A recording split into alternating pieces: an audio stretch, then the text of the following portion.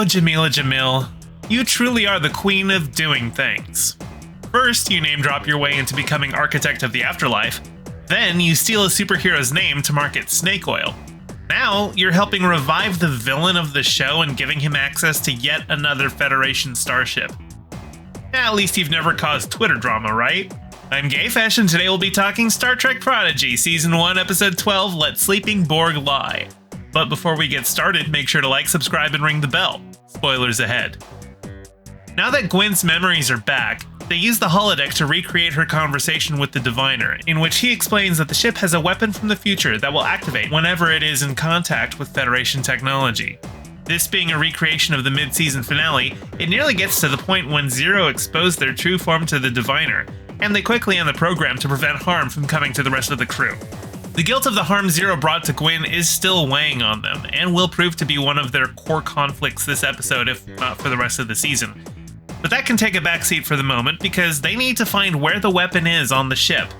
They search basically every nook and cranny and are just about to give up when they discover a hidden passageway in the bridge floor that Gwen's sword unlocks. They find the weapon, which we shall henceforth call the Living Construct, because it behaves as though it is alive, and it even protects itself against attacks, as Jenkem phasers it and it creates a hole allowing the blast to pass harmlessly through it. They can't meet up with Starfleet as long as it's on the ship, but they can't destroy it, and they can't just dump it into space for someone else to find either. Just then, they find themselves face to face with the Borg cube. None of them know what the Borg is, so Holo Janeway gives them a brief rundown before advising them all to run away as fast as they can.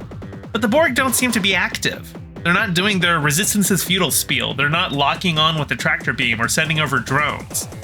After a scan, Janeway finds that they have some pathogen that has disabled their nanoprobes, and so they're essentially in hibernation mode to fight the infection.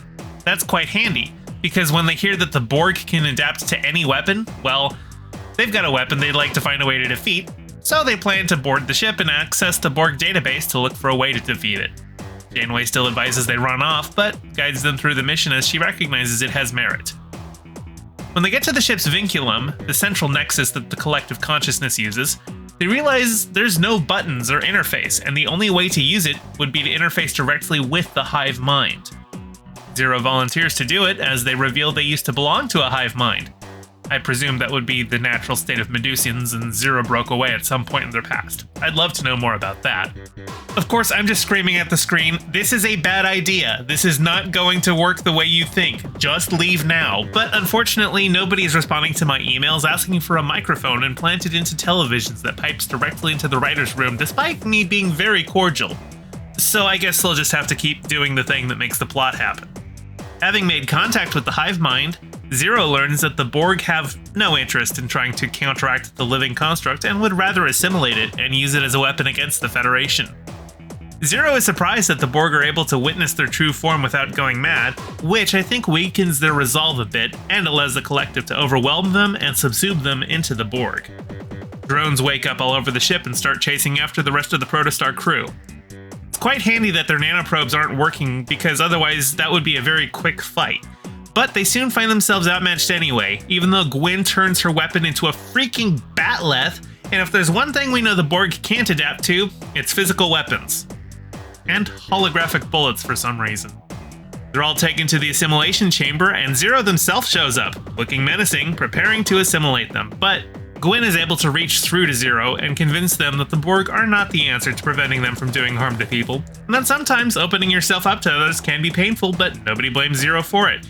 And that's enough to get Zero to snap out and to send a signal to the collective, putting them in nap time. So that mission was a wash, and they're still stuck with a weapon that will prevent them from going to Starfleet.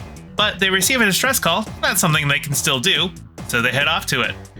Back on Janeway's ship, the Dauntless, Janeway is drinking tea instead of coffee on orders from her doctor. If it's a concern of cutting back on caffeine, couldn't she get decaf coffee? She seems pains to order the tea. This is, of course, the most important part of her story. Also going on is that they have the Diviner in sickbay, unable to figure out how to wake him up, and Janeway's Trill navigator Essentia suggests that the fluid in his suit they found him in might do the trick. Gee, thanks. Great advice. They head over to the relay station and find it destroyed. Janeway knows Chakotay would never do this, and now suspects the Protostar has been stolen. Just then, the diviner wakes up. How intact his mind will be? Who can say? Other than the show itself next week. What did you think of the first proper animated Borg appearance? Let me know in the comments below. What about the Lower Decks intro? I don't think that title sequence scene is canon. The crystalline entity is there, and it was destroyed back in TNG. Maybe it's his brother, the translucent organism. Be sure to like, subscribe, ring the bell, and share the video with your friends. Subscribe to my Patreon to get shouted out in future videos. Check out my Bandcamp for banging tunes, including all the tracks you heard in this video. Follow me on Twitter @GayestFesh, and don't forget to check out my podcast, The Rest of Both Worlds, where I go through Star Trek The Next Generation with a friend who's never seen it. Thank you to all my patrons, with a special shout out to Piftle Cakes and Renee Vorbeck. Your support is greatly appreciated. See you all in the next video.